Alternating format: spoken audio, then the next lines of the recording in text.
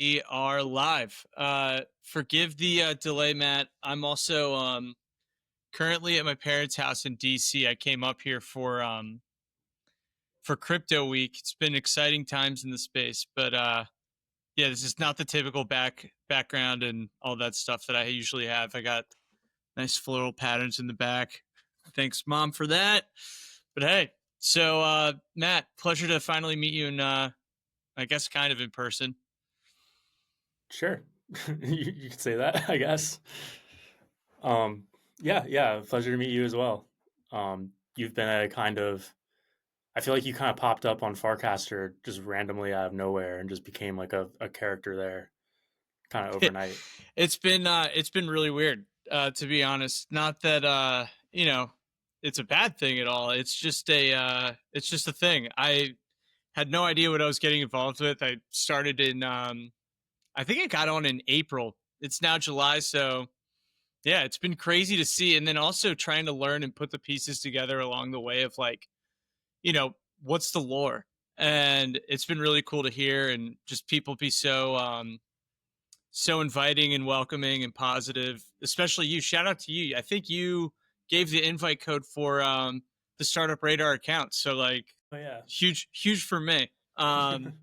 But yeah, no, thank you. It has definitely been cool. But yeah, I've been obviously like just trying to learn and absorb as much as possible. But I think one of the things that was stand out to me was your affinity for music and what you're trying to do and what you are doing. It's not even trying; it's you are doing it. I would love to learn more and see what like the long term vision is for it. And yeah, it's like whatever you're willing and want to share of like just a high level.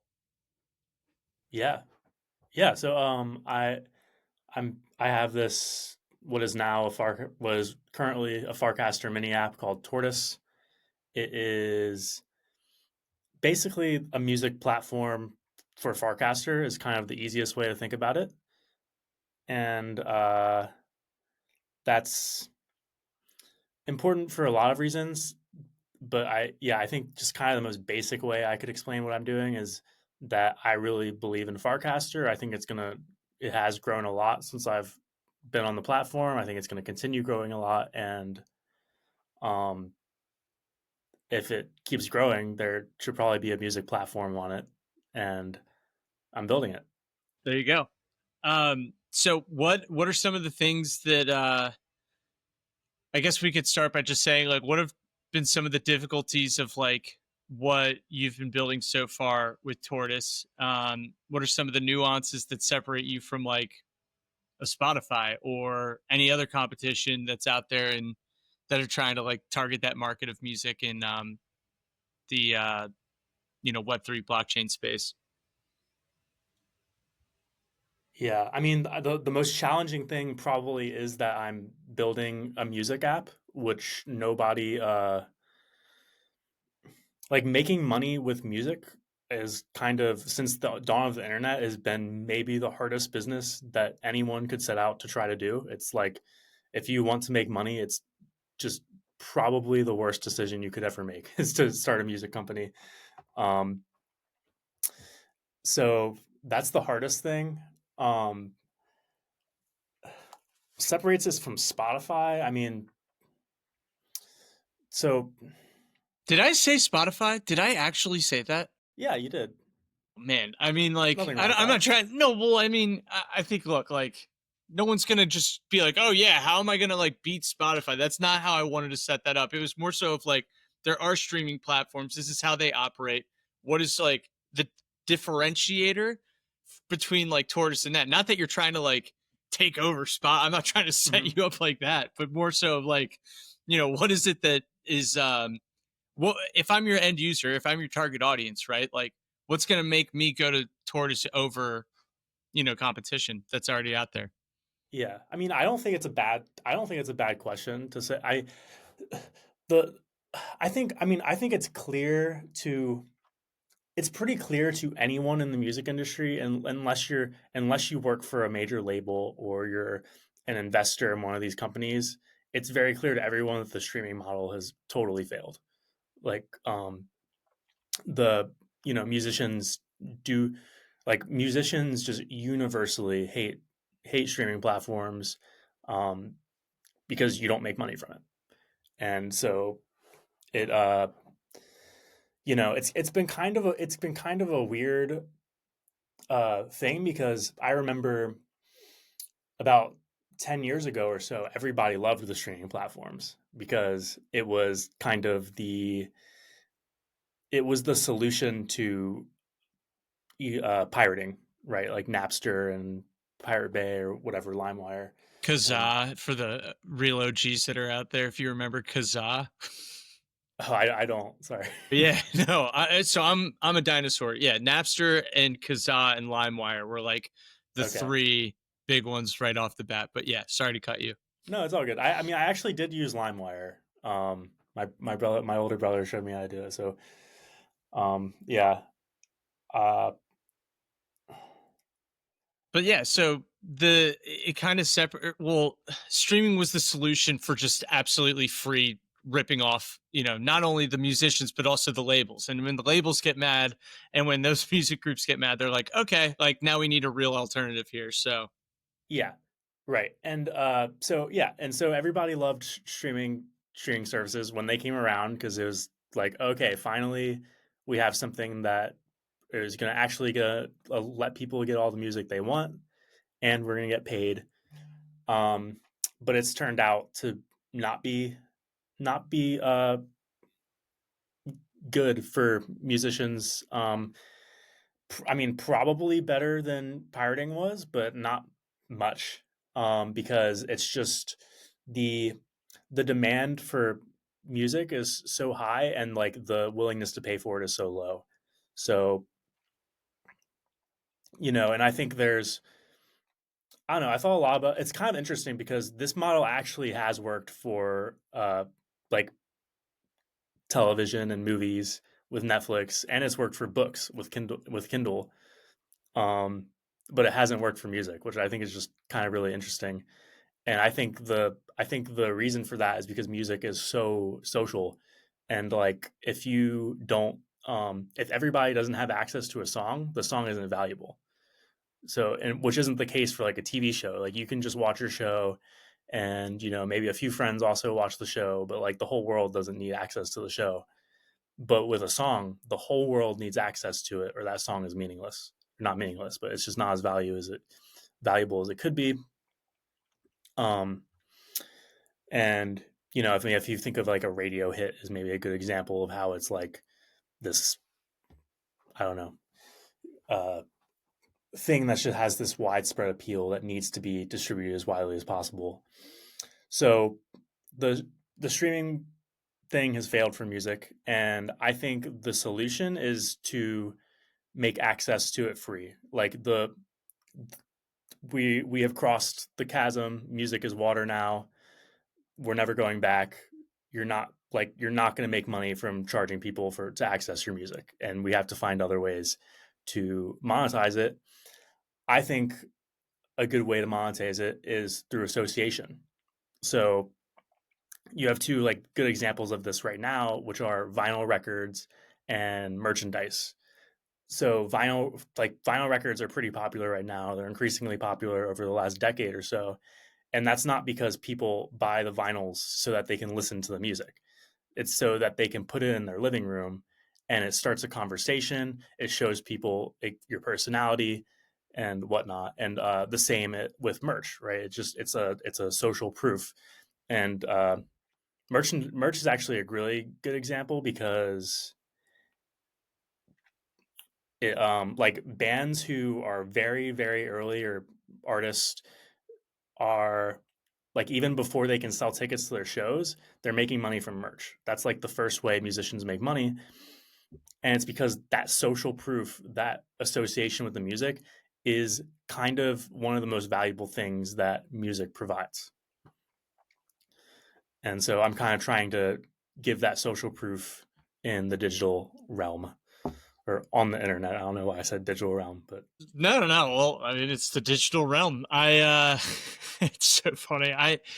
One of the things that I think stands out from what you were saying, I just had Rachel from The Good News Is on the podcast earlier this week. And, um, by the way, I'm echoing right now. Are you echoing on your end as well? Hold yeah. on. All right. We need to do this. Hold on one Wait, sec. I can turn on. Yeah, Yeah, I think we have to pause. Let me pause this real quick. I'm going to stop it.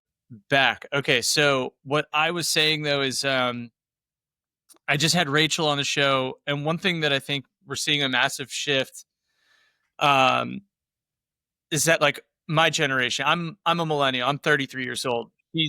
He's around my age, maybe a little bit older. And so one thing that we aligned on was just like social component of like living is far different for our generation compared to Gen Z and younger. And well, we used to have, or while we still have like dinner parties, things that are like more in person, that has shifted drastically where things are on like whether it's on chain, online, whatever, the way that you express yourself is very much in that space, the digital realm. And like for me, the things that you're bringing up, um, that resonate is like, yeah, when you go to a buddy's house and you see all of the vinyl or, um, I mean, my buddies, like when I lived in LA, like people still had CDs and we still had CD players and like we would go through. That's our way of going through. Like it's not to keep bringing up Spotify, but it's like, me personally, I don't go through the profiles. I think the like social component of Spotify is clunky and it's just not really friendly. Whereas like if I'm going through music, I'm doing it for myself at this point and I just want my music and I'm done. But I think the one thing that they have failed on is like the interaction. They've tried it with like, oh, what are they listening to right now at this moment? But there's not like an attachment or like I don't know. The social component within it is just kind of broken, and I think where you are kind of filling that gap and finding a solution for it is taking the social component at Tortoise and making it so that it's a little bit more interactive. And also not to mention like I think the one thing that's cool about it right now, I don't know how much longer it's going to stay this way, especially as you look to scale and grow, but like it's pretty cool to see the people that you're interacting with on Farcaster put out their music. I think that's one of the funny, like Zach Harris, shout out to Zach, shout out to like, I think it's Tristil, like, I don't even know how to pronounce it, but those two put out music all the time on your platform. And I'm looking through it, I'm listening to it. I'm like, oh shit, like these guys are actually pretty good at making music. So I think that's like a really cool element of it as well.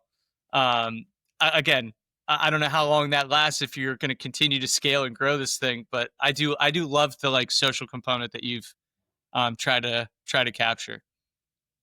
yeah, I appreciate that. I think that'll last. I, I intend to make it usable for people outside of Farcaster, but I don't intend to, um, I intend to keep that completely. Like I think the like a decentralized social media protocol is a necessary part of like I don't know if there's a world where it exists without that. Maybe Farcaster ends up not being the one that is widely adopted and it's a different one.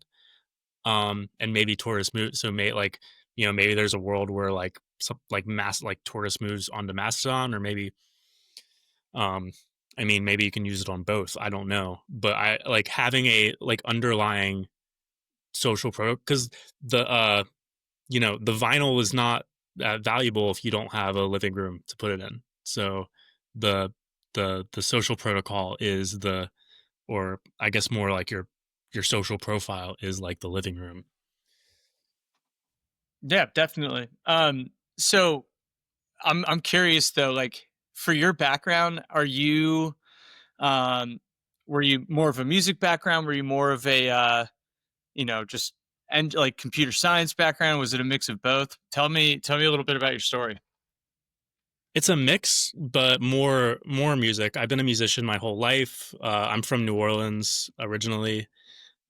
Uh, yeah, like so I like after school, I mean, I got a music industry degree for undergrad, and was a live sound engineer for a few years after that.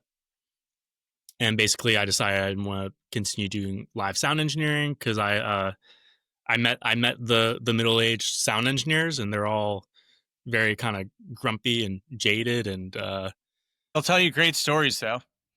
They'll tell yeah, you great stories of who was in the studio with them, but they weren't the musician. They were in the background, like, mixing for them. yeah, and I can't. It's a very it's a tough job. It's super hard, especially like if you're talking to the middle aged and older guys that were sound engineers, like talking about like 60s, 70s, their job was so hard. Like what they did compared to today, everything's so like, I mean, the technology's just advanced so much that it makes it a little bit easier on them. But like, yeah, those guys had to get super creative, like had to shut up the whole room. I was listening to, I think just one of those random clips on X, but one of the sound engineers was talking about producing, um, the one of the Nirvana songs, like something's in the way, or I forget, but like how to like capture like what Kurt Cobain was trying to put on the record, and they were just struggling for hours. And then finally he's like, oh, it's got to sound like this. And he was laying down, like talking about, how he wanted it to sound. And the guys like clear the room and bringing the mics in and having, you know what I mean? So Mhm. yeah, it's a creative job in a way, but like having to direct that is really complicated. Anyway, that's such a side rant. But anyway, sorry to cut you. Yeah, it's all good. Yeah, no, the making of Nevermind is a really funny. Yeah, they had to work with like they had to convince Kurt of a lot of stuff on that. Like yeah, there's lots of stories from that record. But I was actually doing mostly live sound engineering, which is I've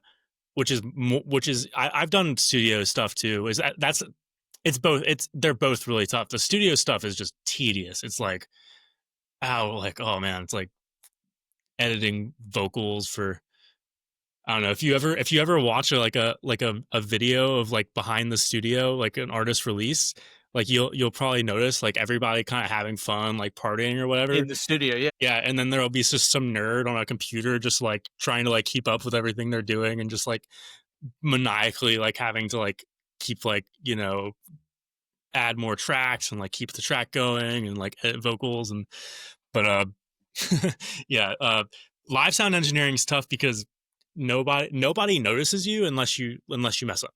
Like nobody cares. And like I just remember one time in particular, there was I worked at this club in New Orleans called the Howlin' Wolf, and it was, Ben, oh yeah, cool. yeah.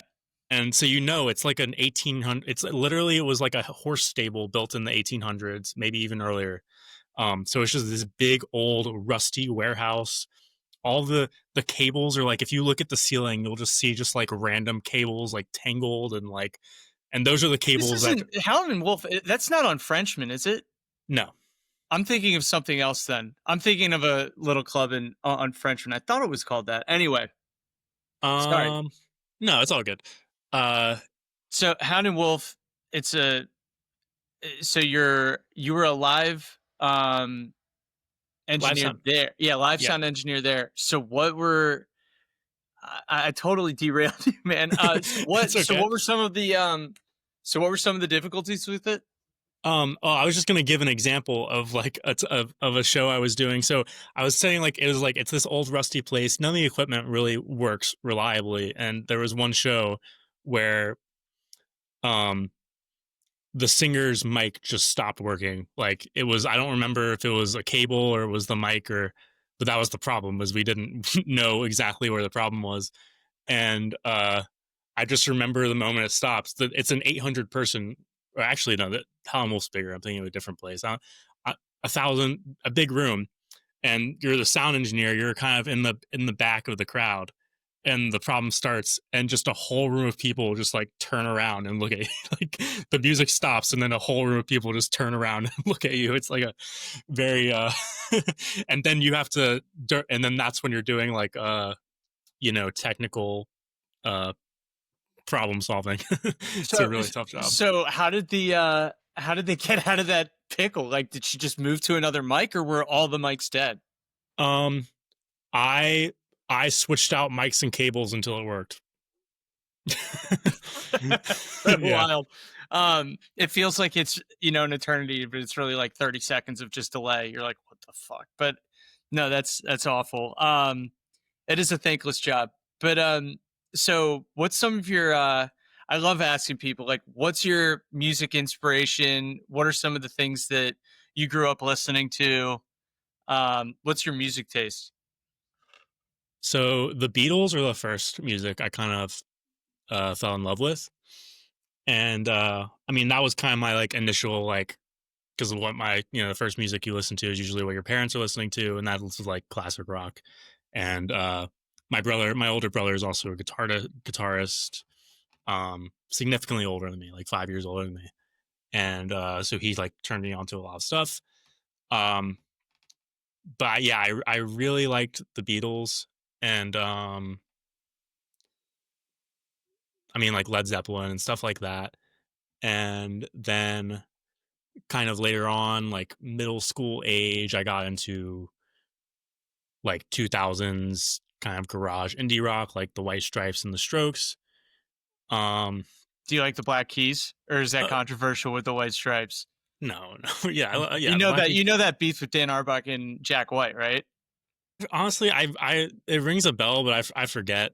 Yeah, so Um, basically Jack White was the long and short is like Dan Arbach and company completely stole everything from me. They're both from Ohio, I believe, and like White Stripes, Black Keys, like, so there's this like back and forth, but Jack White is just such a legend. He's so good. yeah, yeah, they both are. I Yeah, mean, Dan Arbach's amazing. Like I freaking love him. yeah, and yeah, I don't think Dan Arbuk's ever said anything negative about anyone. But yeah, uh, yeah. So I got into like that kind of stuff in middle school, and I was super like pretentious about it. I was like, oh, the Black Eyed Peas were super popular, and I was like, ugh, like or like Flow Rida. I was like, that's not real music. Ugh. I agree though, but like, dude, I'm like the same. I'm in the same camp, and I'm glad like you feel this way. Like growing up, and especially I'm. It sounds like I'm a little bit. Well, no, I don't know how old you are. Not that that matters, but like I'm just trying to get a sense of. So in middle school, were you mid 2000s? No, I'm 28. So I started middle school in like 2008. Okay, so I graduated in the eighth grade in 2007. So like I was still same like Black Eyed Peas were big, Shakira, Wyclef, like all of that.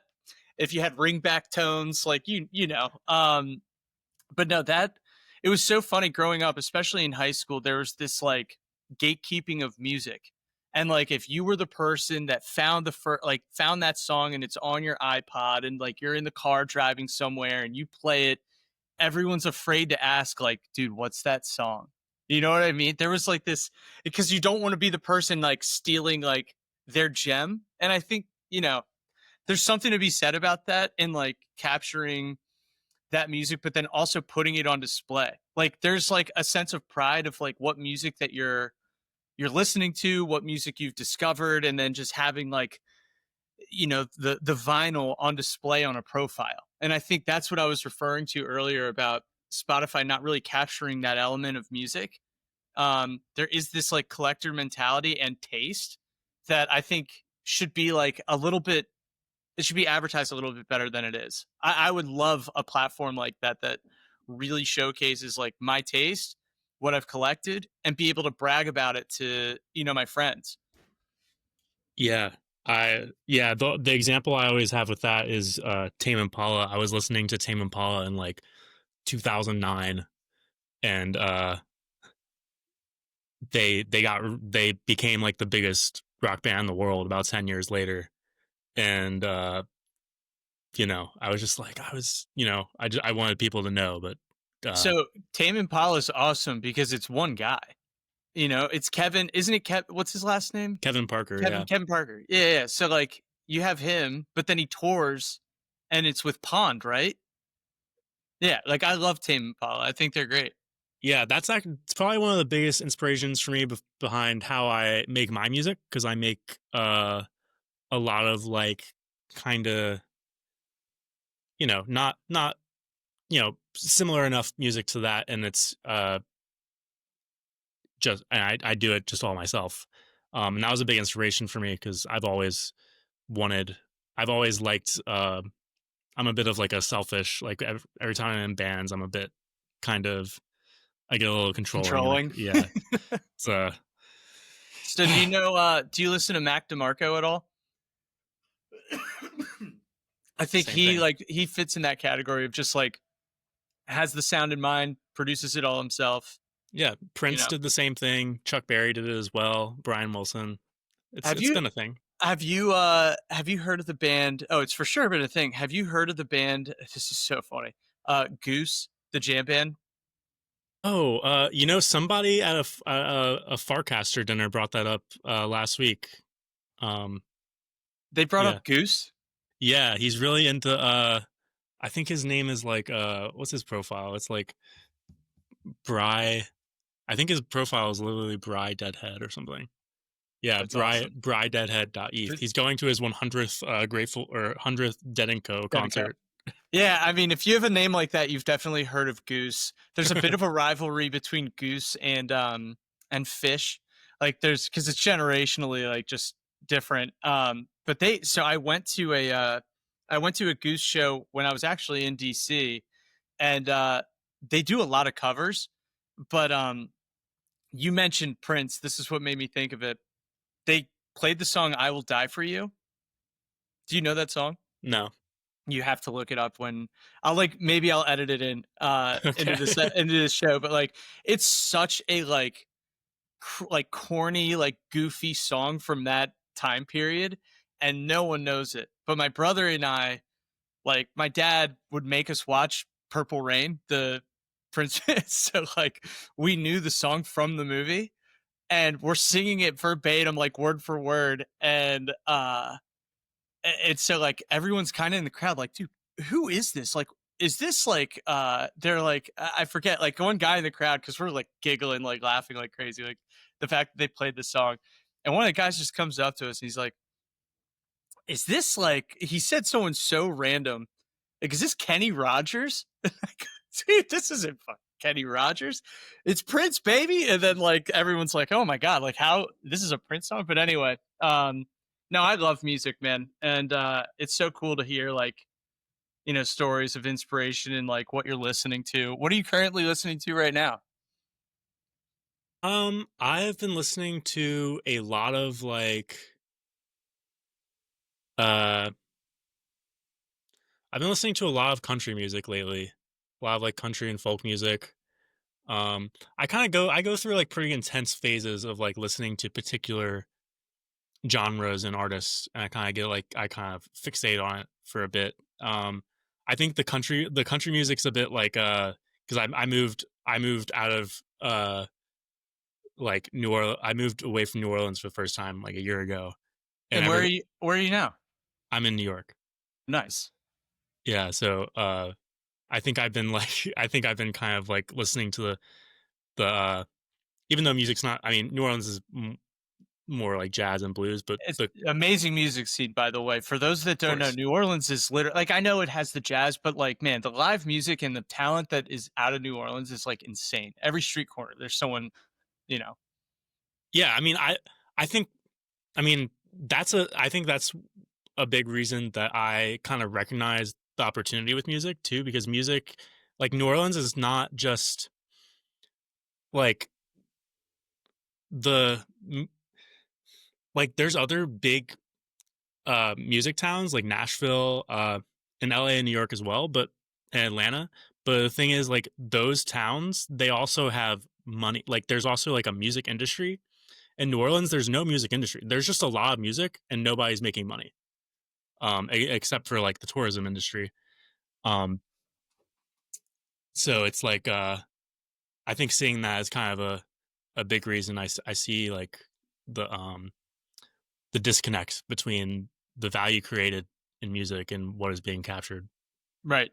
No, for sure. It's really well said. I think there's a lot of talent that's in New Orleans. I don't know the industry all that well, um, to note that it's not making money, but you got to assume like it's the New Yorks and the LAs that are dominating the music industry in terms of monetization. But Yeah, no, I'm curious. Like going back to Tortoise, like when did you decide like I was gonna put this together? How did you decide, you were gonna build it? What was some of the like hurdles that you had like while you were in the development and like idea phase? Yeah, so a couple of years ago, so the my story with like live sound engineering wasn't for me. When I figured that out, that's when I learned to code. So that was um and yeah, so I kind of spent a few years learning to code. I did like some internships, I took some classes, blah blah blah. I eventually tried to start a startup, or I it started. I won a hackathon for this idea called proof of listenership platform, and basically that idea was kind of a Web3 music thing, and it was all about proving what we were talking about earlier, which is like proving I found it first, and kind of like being it was kind of using a lot of the language that I see a lot of other people have started to use today, which is like getting there first and stuff like that. Um, and that didn't work out. I was well, me and my co-founder, we were both very inexperienced, knew nothing about tech. No one in New Orleans knew anything about tech, so we were just getting advice from people who didn't know anything about it. Um, all the investors, there's like tech investors in New Orleans, but they invest exclusively in ideas that have already been proven to be right. So they don't like if you say something new, it's not gonna it's yeah. I could go on a tangent about that for like half an hour, but I also uh don't know how that's lucrative. Like if you're continually like at the later side of a trend and you're not willing to take the risk of like listening to someone like yourself that has a good concept, I don't know. Like yeah. that's probably why there's no, anyway. Tourism will always be champion in New Orleans, it sounds like. But yeah. Yeah, maybe. And tourism and oil. Um so yeah, the proof of listenership platform didn't actually the day we started trying to fundraise was the day FTX collapsed as well. So it was also not the best timing. Um but that didn't work out. But that's actually how I ended up on Farcaster, because I applied to A16Z Crypto Startup School, and they had a field for your Farcaster username. And I was like, let me try to get one of those for my application. And that's how I actually ended up on Farcaster. Were you one of the infamous people that DM'd Dan? Yes, I DM'd them, and actually he didn't answer me. And then I told him like, fine, I'm gonna stay on Lens. And then he answered me. That's so funny. uh yeah, he probably just didn't see it initially, but uh yeah, so I got really into Farcaster like slowly from that point. And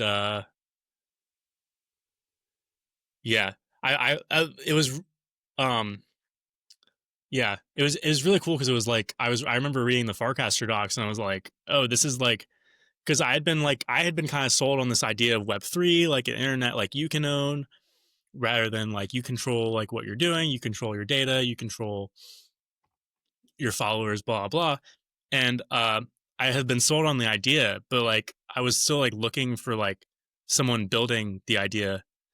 Uh, and then Farcaster was the first time I actually felt like I found that.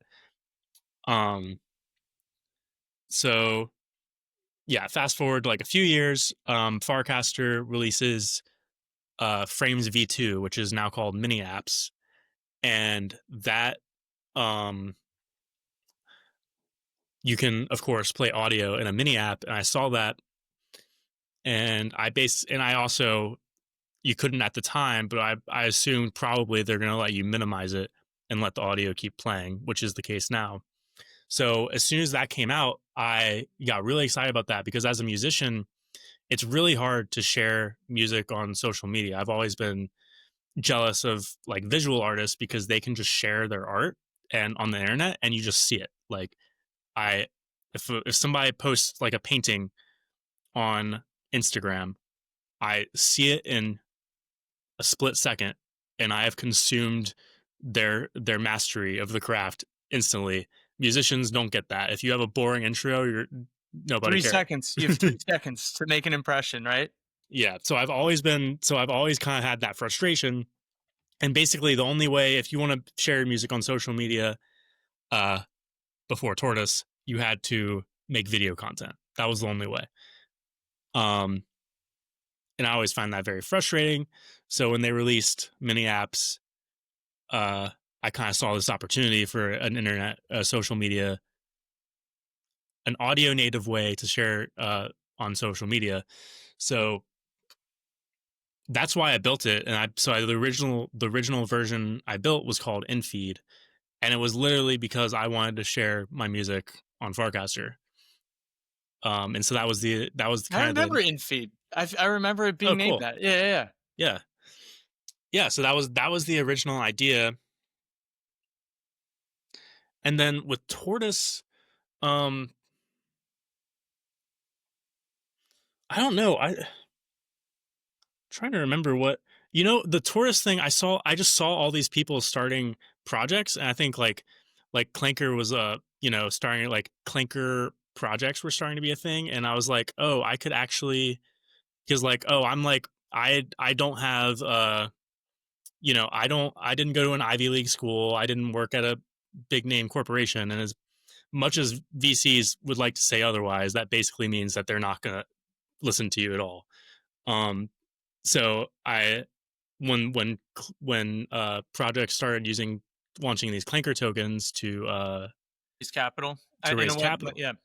Yeah, so I kind of saw an opportunity for that, and I was like, well, if I could make something that's really really cool, I could probably actually get capital raise. And then I just kind of started thinking more about it, and I was like, a token. There's actually really interesting things that could be done with a token around this project as well.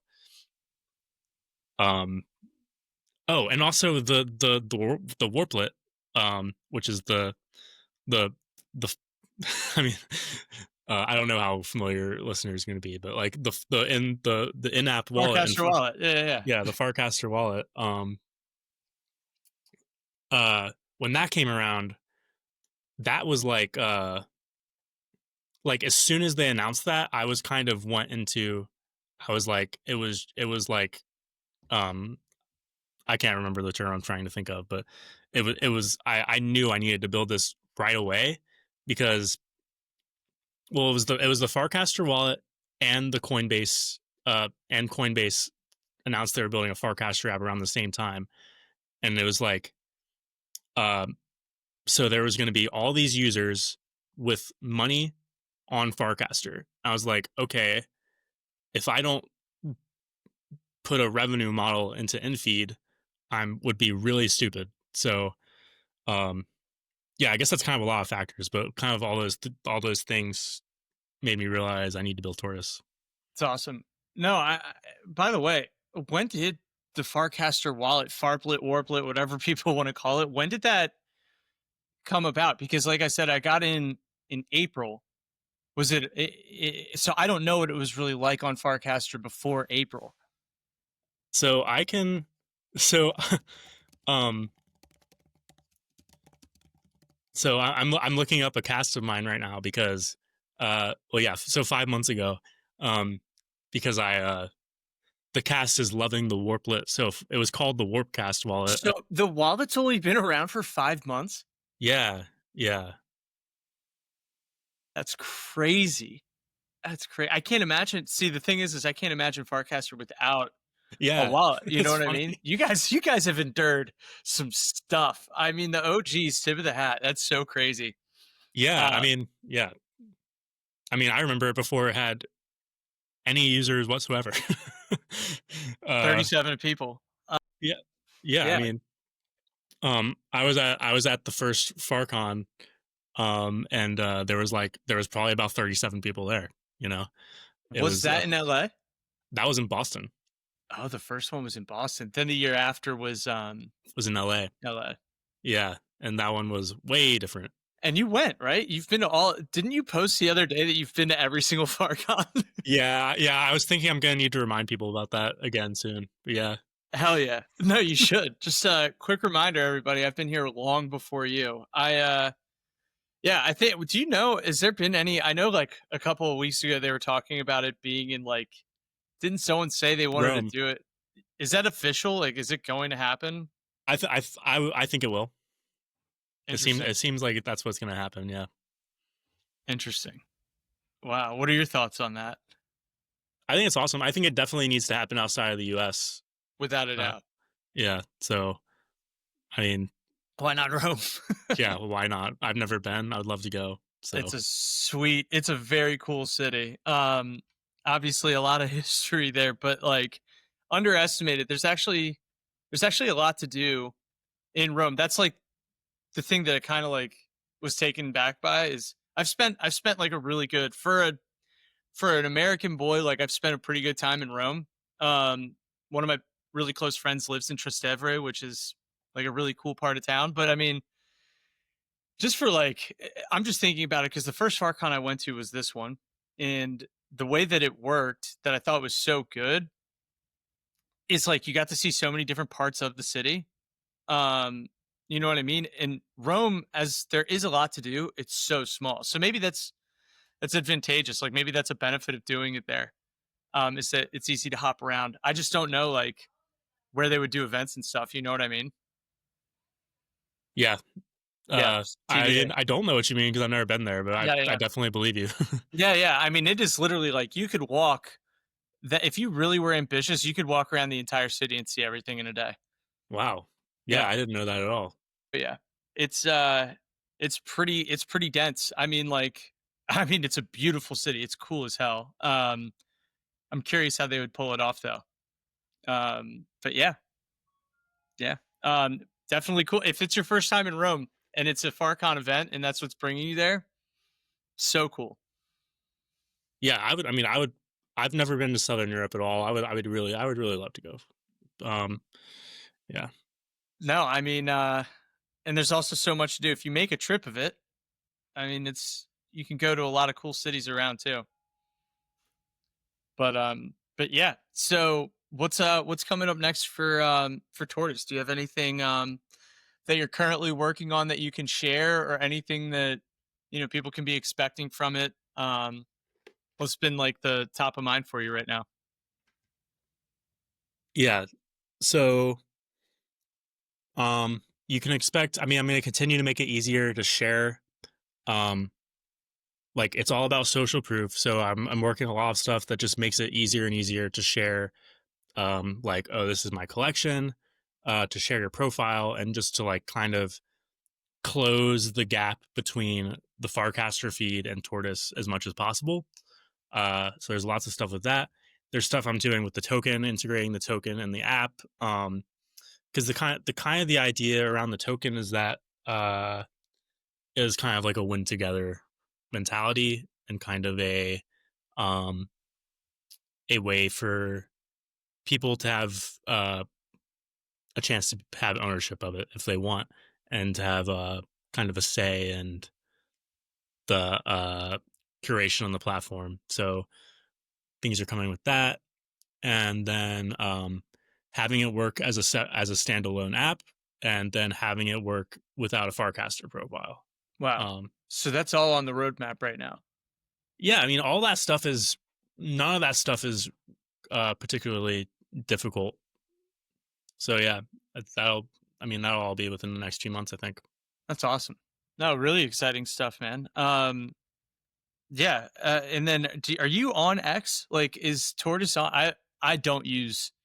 I haven't used X at all, so I wouldn't know. But um, is there any? And what about base app? Like, is there? Because I've been using the beta. It sounds like you have been too. Is there an effort to try and get it on the display of? Because I haven't played around enough of it. Is it already on the base app too? Yeah, it's on the base app. If you go, I mean, it's the number one. If you go to the music thing, it's number one. Is it really? That's Yeah, awesome, man. yeah, it's the most popular music app on Farcaster, Whatever, obviously. casually drop that, yeah. So cool. Wait, let me pull it up.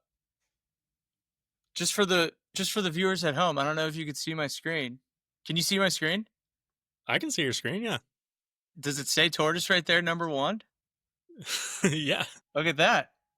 Awesome. No, that's so cool, man. I literally just downloaded it like yesterday, so I haven't played around enough, but that's so cool. And then I actually, glad we're bringing base app up. What are your thoughts on, because you're an OG Farcaster guy, what are your thoughts on the base app versus Farcaster? Like, what's the point of using the client of Farcaster now that base is using the social graph? Like, what are your opinions on that, if you don't mind me asking? I think it's really exciting. Like, I think it's super exciting that we have another. This is the first real alternate Farcast. I mean, I shouldn't say real. This is the first like major, first people with major distribution with a Farcaster app, which is super, um, super. It just kind of is. It's, I wouldn't say it's proving yet, but it's starting to actually prove the decentralized protocol thesis, because it's kind of still yet to be totally proven that Farcaster is really a decentralized protocol that anybody can integrate. And it's starting to actually prove that. And it's very cool because they're also using other protocols along with Farcaster. Like they have XMPP on for messaging. They have base chain, and so you're seeing Farcaster as like being included with all these. Uh, so it's just it's making Farcaster look like a protocol, which is really really exciting because it's just what we've all been kind of sold on for. It's the reason I was using it when there was nobody on it. So to see it actually being used in that way is really exciting. Uh, yeah, I don't know. We'll see. It's really interesting. It's been, I mean, seeing the launch event is just is has been fascinating to me because it's like this big company like shipping something that's like buggy. It's like really buggy, and which is you don't like bugs, but it's kind of cool. And it's kind of like because they're really taking a risk. They're really putting themselves out there, and they're really kind of, look like Jesse was on TBPN yesterday, and the app like didn't work. And so you're like seeing them really like kind of put themselves out there in that way, which could be bad, it could be good, but it's I don't know. I'm here for it. No, that's.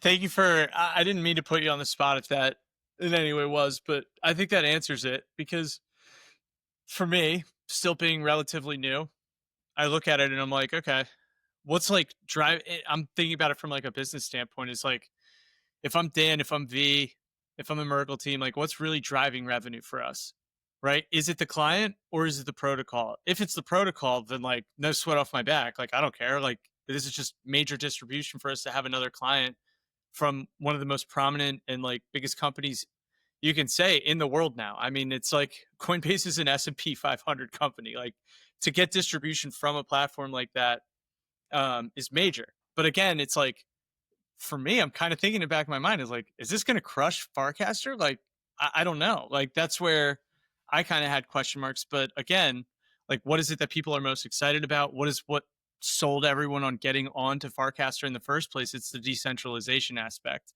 and like the protocol actually offering that on their social graph. So, no, that definitely clarifies that. Um, so far, like, are you enjoying the base app though? It looks pretty cool. It feels pretty cool. Yeah, yeah, I'm enjoying it. After this call, I'm gonna figure out a bug that's happening with Tortoise uploads on the base app, so that'll be fun. So there's still some quirks in regards to making things work on both. The fact that every cast is a coin is How do you feel interest. about that? How do you feel about that, honestly? Like, real talk. Because I don't like it. I'll be the first to say it, and I have no shame. Like, Jesse, if you're ever listening to this, like, no shade to you. I just don't fucking like it. Yeah, well, I mean, the good thing for you is you can just not buy the coins. So For sure. that's Oh, it's, yeah. But, like, here's the thing. Like, I posted through the base app yesterday, like, my first two posts, right? Mhm. And I did a clip of like Judge Judy because it was in my like parents' like family room. Like, what the hell are you guys watching right now? And so I'm like, the non-Western mind could never comprehend like what is this? And so I posted it, and then it was like anyone can buy this post, and I'm like, all right, like let's just play with it. Put a title, put the caption, and then I didn't realize that it was going to be put on Zora. Like, that's what happens It on the was on the back end, Zora right? app? No, no, no. I did it through the Base app. Is Yeah, it yeah. just taking like the same principles of Zora and applying it on Base? Or on the back end, is my account actually uploaded and like, do I have a Zora account without even realizing it? I think they are using like Zora's token launching infrastructure. Got it. Okay, okay. So like, but here's the thing. I posted it and I looked at my account and I put no money into the Base app yet. Like I just is bare bone. And they gave me a USDC, which was sick. But then um my account showed that I had like 15 bucks. And I'm like, all right, like getting some traction here. Very cool. But like, is that real? And then I look down again and it's like $2. And I'm like, what is like, I just don't understand. Am I just supposed to rug on every single person that may have bought my post? And like, that's how I like extract, like, it just feels weird. You know what I mean? Yeah, no, yeah, I totally agree. Uh, it's weird. I'm not trying to talk shit. I'm genuinely just like feedback. Dude, I'm not going to rug. Like, if people are willing to purchase my content, even if it's $5, even if it's $3, like what's the point of that if they're, you know what I mean? Like, I don't know. Yeah, I did a post, I guess like the day before yesterday that got a little bit of I don't know. It went. I bought $5 and then it went up to like $200, and I sold half of it because I looked at who was trading it, and it wasn't any Farcaster accounts, so I figured it was probably snipers. So I was like, okay, I'll rug the snipers. That's fine. Okay. And so So that was there's the justification there is like, if anyone asks ever, it's just like, oh, I thought it was snipers. yeah, yeah. That's right. I guess that's my justification. Yeah, Yeah. yeah. But it's weird. I mean, you also make the move is probably to not buy any of your posts or to sell it, is just to make money off the transaction fees. Uh, Is that what happens? yeah, So yeah, are you on the back end making oh, I didn't know that. That's awesome.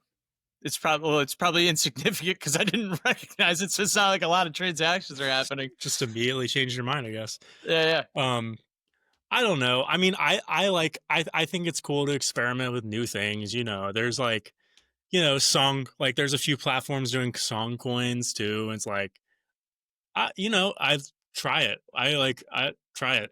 Fine. I had Cooper on earlier, and I actually use Coop Records. I bought a couple of songs on there, and I think that's more so because I like knew the music, Hmm. and that's one thing with Tortoise is like, I feel like it's really exciting. I feel like Tortoise is like the early beginnings of SoundCloud, where it's just a lot of people like uploading their stuff. But man, like if you just keep at it and like keep scaling, keep iterating, like keep doing it, like who's to say like a lot of people like end up migrating there? How great would it be to have SoundCloud truly pay you out like significant, uh, um, cash or whatever tokens? But yeah.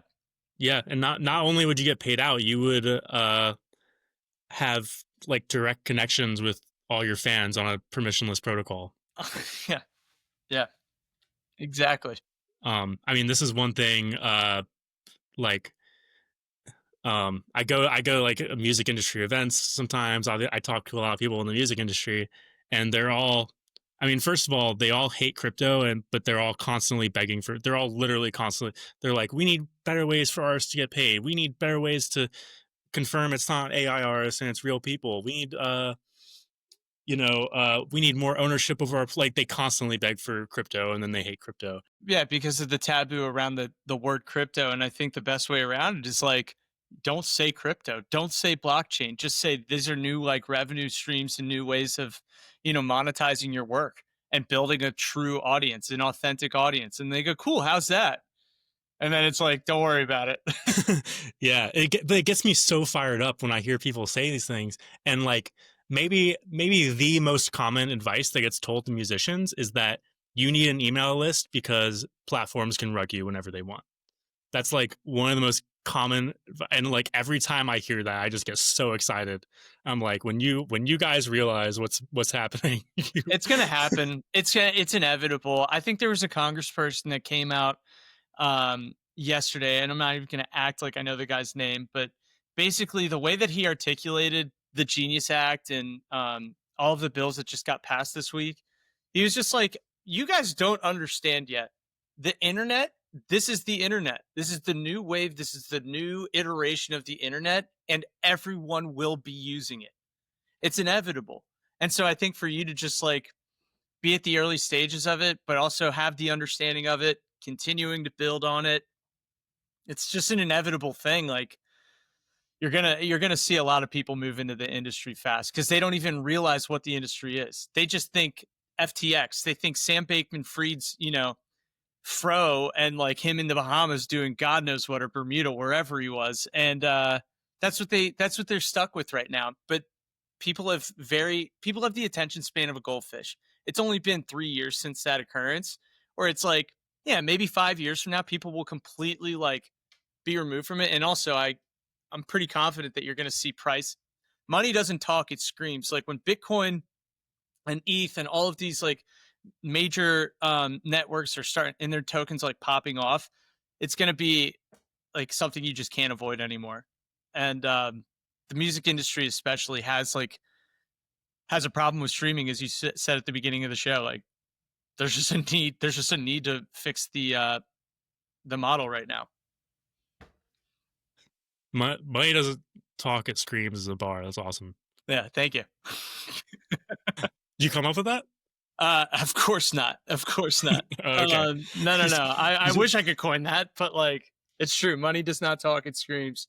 Yeah, But yeah, I, it's funny because in my mind, I'm not early because I mean, I thought about doing like building a music app on Farcaster is something I've been thinking about I was thinking about it for like 2 years ago. And at that time, I decided it was like, it's not,